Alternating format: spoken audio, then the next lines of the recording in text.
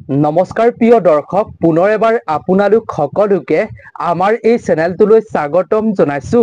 প্ৰিয় দৰ্শক, শাৰদীয় নৱৰাত্ৰি অৰ্থাৎ দুৰ্গা পূজা যিহেতু চলি আছে, নৱৰাত্ৰি তিথিৰ দিনা আপুনি কৰক এই কাম আৰু আপোনাৰ ঘৰলৈ লৈ আনিব পাৰে আপুনি এই সৰু বস্তু কেইপদ। যদি আপুনি নৱৰাত্ৰি তিথিৰ দিনা এই বস্তু কেইপদ আনিব পাৰে, তেতিয়াহ'লে দেৱী দুৰ্গা মাৰ অসীম কৃপা আপোনাৰ ঘৰৰ ওপৰত থাকিব আৰু বহুতো বিপদ বিঘিনিৰ পৰা আপুনি ৰক্ষা পাব পাৰিব।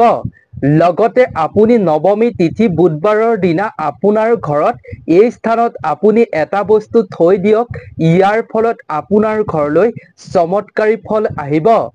দেৱী দুৰ্গাৰ অসীম কৃপা দৃষ্টিৰ ফলত আপোনাৰ ঘৰত ৰোগ ব্যাধি দূৰ হৈ ধন টকাৰে আপুনি এটা ভাল সুযোগ লাভ কৰিব। উন্নতি হ'বৰ বাবে বিভিন্ন ক্ষেত্ৰত আপোনাৰ বিভিন্ন বাধা দূৰ হৈ পৰিব। আপুনি আজিৰ ভিডিঅ'টোত কোৱা এই কাৰ্য অৰ্থাৎ এই কামকেইটা যদি আপুনি দুৰ্গা পূজাৰ নৱমী তিথিৰ দিনা কৰিব পাৰে, গতিকে আপুনি এই ভিডিঅ'টো সম্পূৰ্ণকৈ চাই থাকক। তেতিয়া আপুনি বুধবাৰে যিহেতু নৱমী তিথি হ'বলৈ গৈ আছে, এই নৱমী তিথিৰ দিনা আপুনি এইকেইটা কাম কেতিয়াও নাপাহৰিব কৰিবৰ বাবে। ভুলতো এই সুযোগ আপুনি নেৰিব। গতিকে আপুনি চাই থাকক সম্পূৰ্ণকৈ এই ভিডিঅ'টো। আমি শাস্ত্ৰ সম্বন্ধীয়ভাৱে আপোনালোকৰ লগত আপোনালোকক সুন্দৰভাৱে ভিডিঅ'টো জনাবলৈ চেষ্টা কৰিম। গতিকে সকলোৱে ভিডিঅ'টো শেষলৈকে চাই থাকিব। গতিকে প্ৰিয় দৰ্শক, ভিডিঅ'টোৰ মূল বিষয়বস্তুৰ মাজলৈ আগবঢ়াৰ পূৰ্বে আপুনি কমেণ্টত দেৱী দুৰ্গাৰ নাম ভক্তি মনেৰে স্মৰণ কৰিব। লগতে দেৱী শক্তিৰ নামত ভিডিঅ'টোত এটা লাইক কৰিব বুলি আশা কৰিলোঁ। প্ৰিয় দৰ্শক, যদি আপুনি প্ৰথমবাৰৰ বাবে আমাৰ এই চেনেলটোৰ ভিডিঅ' চাই আছে, তেন্তে আমাৰ এই চেনেলটো অৱশ্যেই ছাবস্ক্ৰাইব কৰি ৰাখিব। এই চেনেলটোত আপুনি শাস্ত্ৰ সম্বন্ধীয় বিভিন্ন প্ৰতিকাৰ বিভিন্ন নজনা কথা প্ৰতিদিনে জানিবলৈ পাব। সেইবাবেই চেনেলটো অৱশ্যেই ছাবস্ক্ৰাইব কৰি ৰাখিব।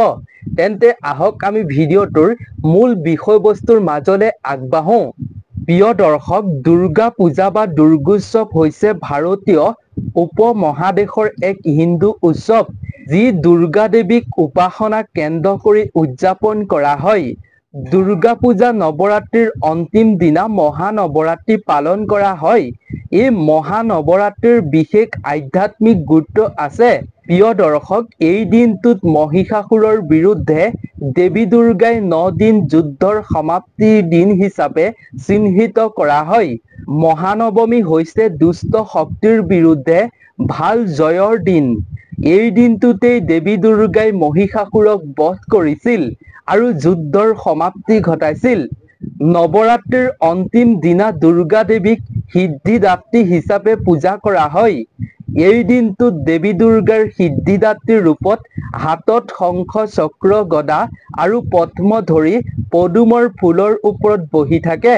পৌৰাণিক কাহিনীৰ অনুসৰি শাস্ত্ৰৰ অনুসৰি দেৱী পাৰ্বতীয়ে মহিষাসুৰক হত্যা কৰিবলৈ দুৰ্গাৰ ৰূপ লৈছিল। মহিষাসুৰ এজন ভয়ংকৰ অত্যাচাৰী আৰু শক্তিশালী অসুৰ আছিল। সকলো দেৱতাৰ বাবে তেওঁৰ সৈতে যুদ্ধ দিয়াটো এটা সময় কঠিন হৈ পৰিছিল। অসুৰ ৰজা আৰু দৈত্য সেনাই বিশ্বাস কৰিছিল যে তেওঁলোক ইমান শক্তিশালী আছিল যে তেওঁলোকে স্বৰ্গ ৰাজ্য জয় কৰি নৰ্চ লোকক শাসন কৰিব পাৰে। যেতিয়া স্বৰ্গ ৰাজ্যত আক্ৰমণ কৰা হ'ল, তেতিয়া সকলো দেৱ-দেৱতাই মহাদেৱৰ ওচৰলৈ গৈ এই সকলো সমস্যাৰ পৰা প্ৰতিকাৰ বিচাৰিলে আৰু প্ৰাৰ্থনা কৰিলে। এই সময়ত দেৱাদিদেৱ মহাদেৱে তেওঁলোকক কৈছিল যে এই অসুৰক দেৱী শক্তিৰ দ্বাৰাহে ধ্বংস কৰিব পাৰিব। গতিকে আদি শক্তিয়ে দুৰ্গাৰ ৰূপ লৈছিল আৰু মহিষাসুৰৰ সৈতে 8 দিন যুদ্ধ কৰিছিল আৰু নৱমী তিথিৰ দিনা মহিষাসুৰক হত্যা কৰিছিল। তেতিয়াৰ পৰাই দুৰ্গা দেৱীক পূজা কৰাৰ এক নিয়ম আৰম্ভ হৈছিল। বিশ্বাস অনুসৰি মহানৱমীৰ দিনা দেৱীক পূজা কৰিলে সফলতা, শক্তি আৰু সম্পদ আহে। সিদ্ধিদাত্ৰী দেৱীয়ে মহাবিদ্যাৰ 8টা সিদ্ধি দিয়ে। সেয়েহে নৱমী তিথিৰ দিনটো ভক্তসকলে তেওঁক আন্তৰিকভাৱে হৃদয়ৰ পৰা উপাসনা কৰে। হিন্দু ধৰ্মৰ বিশ্বাস অনুসৰি সকলো দেৱ দেৱীয়ে দেৱীৰ সিদ্ধিদাত্ৰীৰ পৰাই সিদ্ধি লাভ কৰিছিল। বহু লোকে এই দিনটোত সৰস্বতীৰ ৰূপটোও বিবেচনা কৰে। বিশ্বাস অনুসৰি নিয়ম অনুসৰি দুৰ্গা মাক পূজা কৰি জ্ঞান লাভ কৰিব পাৰি। নৱমীৰ সন্ধিয়া মহা আৰতিৰ পিছত বলিদান কৰা হয়। সিদ্ধিদাত্ৰীৰ মহামন্ত্ৰ জপ কৰা হয়। কেৱল ইমানেই নহয়, ভক্তসকলে মহানৱমীৰ দিনটোত দেৱী সিদ্ধিদাত্ৰীক উপাসনা কৰি দেৱী দুৰ্গাৰ পৰা অসীম কৃপাদৃষ্টি লাভ কৰিবলৈ সক্ষম হয়। ফলস্বৰূপে তেওঁলোকে জীৱনত বহুতো সুফল পাব পাৰে। এই দিনটো শাস্ত্ৰৰ অনুসৰি বিশেষ শুভ দিন বুলি কোৱা হয়। সেয়েহে আৰতি কৰি জীৱনৰ সকলো আকাংক্ষা মনৰ ইচ্ছা পূৰণ কৰিব পাৰি। গতিকে প্ৰিয় দৰ্শক, আপুনি এই পবিত্ৰ মহানৱমী তিথি দিনটোত আপুনি কেইটামান বস্তু ঘৰলৈ অনাটো খুবেই শুভ। আহক আমি তাৰ বিষয়ে প্ৰথমেই জানি লওঁ। প্ৰিয় দৰ্শক, নৱমী তিথিৰ দিনটোত আপুনি আপোনাৰ ঘৰলৈ যিকোনো ধৰণৰ ৰঙা বস্তু ঘৰলৈ অনাটো অত্যন্ত ভাল বুলি কোৱা হৈছে। আপুনি ৰঙা ৰঙৰ পৰ্দাও আনিব পাৰে ঘৰত ব্যৱহাৰ কৰিবৰ বাবে। ৰঙা ৰঙৰ আপুনি যিকোনো বস্তু ঘৰলৈ অনাটো এই মহানৱমীৰ দিনটোত খুবেই শুভ বুলি কোৱা হৈছে শাস্ত্ৰত। লগতে প্ৰিয় দৰ্শক, এই দুৰ্গা পূজা অৰ্থাৎ নৱৰাত্ৰিৰ চলি থকাৰ সময়খিনিত আপুনি আপোনাৰ ঘৰৰ চৌহদত আপুনি এটা আমৰ পুলি আনি ৰোপণ কৰিব পাৰে। আৰু সেই আপুনি আমৰ পুলিটোৱে ভৱিষ্যতে সেই আমৰ পুলিটোৰ পাতখিনি ব্যৱহাৰ কৰিব পাৰিলে খুব ভাল ফল পাব পাৰিব বুলি কোৱা হৈছে শাস্ত্ৰত। কেৱল ইমানেই নহয়, দুৰ্গা পূজা চলি থকাৰ সময়খিনিত অৰ্থাৎ নৱৰাত্ৰিৰ এই সময়খিনিত আপুনি দুখীয়া মানুহক সহায় কৰিব পাৰিলেও অত্যন্ত শুভ বুলি কোৱা হৈছে। নৱৰাত্ৰিৰ এই সময়খিনিত কাজিয়া পুচাল কাৰোসতি কৰাটো একেবাৰে অনুচিত, নহ'লে দেৱীৰ বেয়া প্ৰভাৱ আপোনাৰ ওপৰত পৰিব পাৰে। সেইবাবেই আপুনি এনে কামত লিপ্ত নহ'ব। লগতে প্ৰিয় দৰ্শক, আপোনালোকক জনাই দিছোঁ যে এই নৱৰাত্ৰি চলি থকাৰ সময়খিনিত কোনো নাৰীক আপুনি বেয়া ব্যৱহাৰ, অপশব্দ ব্যৱহাৰ নকৰিব। তেনে কাৰ্যৰ পৰা বিৰত একেবাৰে থাকিব, নহ'লে দেৱী শক্তি খুবেই অসন্তুষ্ট হ'ব আপোনাৰ ওপৰত। লগতে প্ৰিয় দৰ্শক, নৱমী তিথিৰ দিনা বুধবাৰে আপুনি এটা শংখৰ খোলা আপুনি ঘৰলৈ লৈ আনিব পাৰে। শংখ খোলা আপুনি এই মহানৱমীৰ দিনটোত যদি ঘৰলৈ আনে তেন্তে খুবেই শুভ বুলি মনা হৈছে শাস্ত্ৰত। এতিয়া আমি জানো, আহক আপুনি এই নৱমী তিথিৰ দিনা কি কি কাম বা উপায় কৰিব লাগিব। এক নম্বৰতে হৈছে প্ৰিয় দৰ্শক, মহানৱমীৰ তিথিৰ দিনটোত আপুনি 5টা গোলাপৰ পাহি ল'ব আৰু দুয়ো কাষে আপুনি মৌ প্ৰয়োগ কৰি ল'ব আৰু তাৰ পাছত আপুনি দেৱী দুৰ্গাৰ সন্মুখত থৈ দিব। তেনে কৰাটো অতি ফলদায়ক বুলি শাস্ত্ৰত গণ্য কৰা হৈছে। 2 নম্বৰতে হৈছে প্ৰিয় দৰ্শক, মহানৱমীৰ তিথিৰ দিনটোত আপুনি হালধীয়া সূতাৰে মাতৃৰ আপুনি ভৰি চুই আপুনি 9টা ভাগত আপুনি সেই সূতা বান্ধি দিব পাৰে। তেনে কৰাটো খুবেই শুভ বুলি শাস্ত্ৰত কোৱা হৈছে। 3 নম্বৰতে হৈছে, মহানৱমীৰ দিনটোত আপুনি 9 প্ৰকাৰৰ ফল মূল আপুনি দেৱীৰ চৰণত অৰ্পণ কৰাটো খুবেই শুভ। মহানৱমীৰ দিনা আপুনি এই কাৰ্য কৰিবৰ বাবে কেতিয়াও নাপাহৰিব।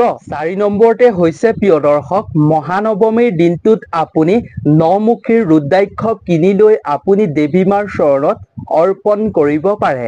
তেনে কৰিলে জীৱনৰ বিভিন্ন সমস্যা, বিভিন্ন বাধা, বিভিন্ন অপায় অমংগল দূৰ হ'ব দেৱী শক্তিৰ কৃপাত। প্ৰিয় দৰ্শক, 5 নম্বৰৰ উপায়টো আপুনি কৰিবৰ বাবে কেতিয়াও নাপাহৰিব। 5 নম্বৰৰ উপায়টো আপুনি ভালদৰে ধ্যান কৰিব। 5 নম্বৰৰ উপায়টো হৈছে, আপুনি 9টা লং ল'ব আৰু আপুনি গংগা জলেৰে ধুই ল'ব সেই লংকেইটা আৰু তাৰ পাছত আপুনি ৰঙীন সূতাৰে আপুনি সেই লংকেইটা বান্ধি লৈ দেৱী মাৰ চৰণত অৰ্পণ কৰিব আৰু তাৰ পাছত আপুনি এই মন্ত্ৰ জপ কৰিব, ওম দুম দুৰ্গায়ে নমঃ। এইদৰে আপুনি মন্ত্ৰ জপ কৰিব আৰু তাৰ পাছত আপুনি যি লং লৈছিলে 9টা ৰঙীন সূতাৰে বান্ধি লৈ মালা আকৃতি কৰি সেইডাল আপুনি দেৱীক অৰ্পণ কৰিব। ওম দুম দুৰ্গায়ে নমঃ এই মন্ত্ৰ জপ কৰি এইদৰে কৰিলে আপোনাৰ জীৱনৰ সকলো অশুভ শক্তি দূৰ হ'ব আৰু আপুনি বহুতো শক্তি জীৱনত লাভ কৰিব পাৰিব। প্ৰিয় দৰ্শক, আপুনি কেনেকৈ কৰিব এই উপায়টো নিশ্চয় জানিব পাৰিলে। 9টা লং ল'ব আৰু এডাল ৰছী ল'ব, ৰঙা ৰছী ল'ব। সেই ৰছীডালত আপুনি 9টা লং বান্ধি ল'ব, মালাৰ আকৃতিত বনাই ল'ব। তাৰ পিছত যিটো মন্ত্ৰ আমি আপোনালোকৰ লগত শ্বেয়াৰ কৰিলো, এই মন্ত্ৰটো জপ কৰি আপুনি হাতত মালাডাল লৈ দেৱীৰ শ্ৰীচৰণত অৰ্পণ কৰিব। আপুনি সেই মন্ত্ৰটো 108 বাৰ জপ কৰিব আৰু তাৰ পাছত আপুনি দেৱীক অৰ্পণ কৰাৰ পাছত আপুনি অলপ সময় ৰাখিবলৈ দিব। তাৰ পাছত আপুনি সেই মালাডাল দেৱীৰ শ্ৰীচৰণৰ পৰা আনি আপোনাৰ হাতত মেৰিয়াই বান্ধি ল'ব। আকৌ পুনৰ আপুনি সেই মন্ত্ৰটো জপ কৰি আপোনাৰ হাতত যিডাল মালা বান্ধি লৈছিলে লঙৰ, সেই মালাডাল খুলি আকৌ আপুনি সেই মন্ত্ৰটো 9 বাৰ জপ কৰি আকৌ পুনৰ আপুনি দেৱীৰ শ্ৰীচৰণত অৰ্পণ কৰি থৈ আহিব। এই উপায় অৱলম্বন কৰাৰ ফলত আপোনাৰ জীৱনৰ সমস্ত সমস্যা দূৰ হ'ব, ৰোগ ব্যাধিৰ পৰা আপুনি মুক্ত হ'ব দেৱী শক্তিৰ কৃপাত। গতিকে এই উপায় আপুনি অৱশ্যেই কৰিব। প্ৰিয় দৰ্শক, এইকেইটা কাম আপুনি অৱশ্যেই কৰিবলৈ চেষ্টা কৰিব দুৰ্গা পূজাৰ মহানৱমী তিথিৰ দিনটোত। লগতে যি কেইপদ বস্তু আমি আনিবৰ বাবে আপোনাক ঘৰলৈ শ্বেয়াৰ কৰিলো, এই কেইপদ বস্তু আনি আপুনি পূজাৰস্থলীত ৰাখি প্ৰতিদিনে আপুনি সেই বস্তু কেইপদ পূজা কৰক। তেতিয়া আপুনি দেৱী শক্তিৰ অসীম কৃপা লাভ কৰিব পাৰিব। গতিকে প্ৰিয় দৰ্শক, আজিৰ ভিডিঅ'টো ইমানেই আছিল। আশা কৰোঁ ভিডিঅ'টো চাই নিশ্চয় ভাল পালে। যদি ভিডিঅ'টো চাই ভাল পালে তেন্তে আপোনাৰ বন্ধুবৰ্গ আত্মীয় স্বজনৰ লগতো যিমান পাৰে শ্বেয়াৰ কৰিব। গতিকে নতুন এটা ভিডিঅ'ৰ লগত পুনৰ এবাৰ আপোনালোক সকলোকে লগ পাম। দেৱী শক্তিৰ কৃপাত আপোনাৰো সমস্ত বাধা বিঘিনি অপায় অমংগল দূৰ হওক, মনৰ ইচ্ছা পূৰ্ণ হওক, তাৰেই আমিও কামনা কৰিলো। তাৰ বাবে আমি দেৱীৰ চৰণত প্ৰাৰ্থনা কৰিছো। গতিকে আপোনালোক সকলো ভালে থাকক, সুস্থ থাকক, তাৰেই আমিও কামনা কৰিছো। ধন্যবাদ।